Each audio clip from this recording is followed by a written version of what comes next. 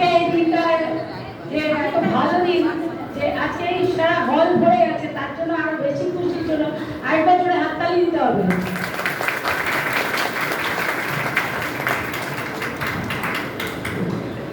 আজকে দীর্ঘ 5 বছর ধরে আমি এই জায়গাটায় আছি, যে মোদি কেয়ার মতো এক জায়গা পেয়েছি বলে, তার জন্য আমাদের স্যারকে ধন্যবাদ জানাই, তপনদা আমাদের গুরু, যে ওনাকে ধন্যবাদ জানাই, আমাদের সঞ্জয় বাগাড়িয়া স্যার যে কলকাতা থেকে আসেন ওনাকে ধন্যবাদ জানাচ্ছি। আর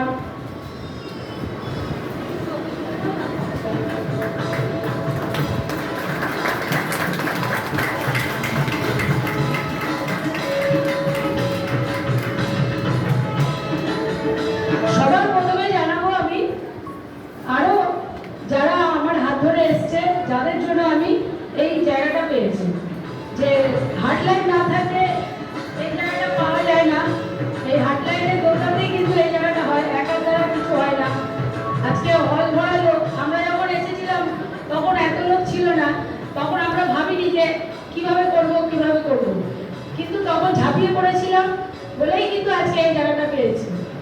তো আজকে আমি যে একটা ফিনান্সিয়াল আইডেন্টি বলুন বা একটা যে জায়গা, সেই আইডেন্টিটিটা কিন্তু আমার দ্বারা এই মোদি কেয়ার ছাড়া কিন্তু কোনো জায়গায় ছিল না। আজকে 4 বছর আগে মোদি কেয়ারে এসেছিলাম বলেই কিন্তু এই জায়গাটা পেয়েছি। আমি এখন আপাতত যে বিদেশ যাত্রা করেছি, প্লাস কার্ড নিয়েছি, এবার নেক্সট হচ্ছে আমার যে হার্ডলাইন আছে তারা কবে কার্ড নেবে সেই চেষ্টা, সেই টেনশনে আমি এখন কাজটা সেইভাবে চালু করেছি। যতক্ষণ পর্যন্ত কেউ কার্ড না নিচ্ছে, বিদেশ না যাচ্ছে, আমারও সার্থক হচ্ছে না, মনে শান্তি হচ্ছে না। তো তার জন্য বলবো যে পথটাকে সেইভাবে ফলো করতে হবে, যেভাবে কাজ করলে এগোনো যায় সেই পথে যদি চলা যায়, তাহলে এটাকে বলে কি ডুপ্লিকেট, যে ডুপ্লিকেট করলে সেই জায়গায় পৌঁছানো যায়, যে ডুপ্লিকেট করবে তার কিন্তু এই জায়গাটায় জায়গা হবে।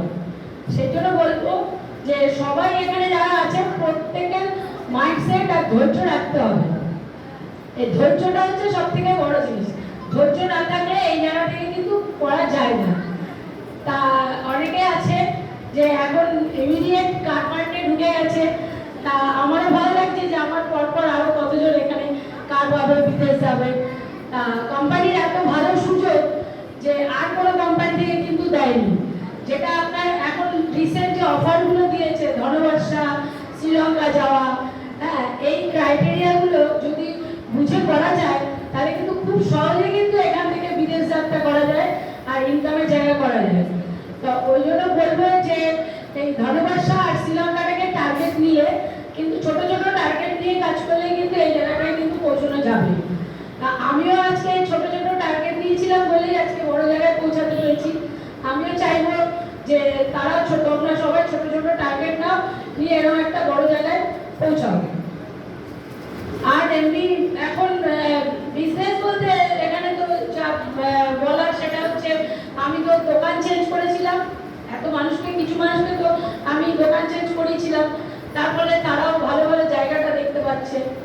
আর এই বিশেষ কিছু আর বলছি না।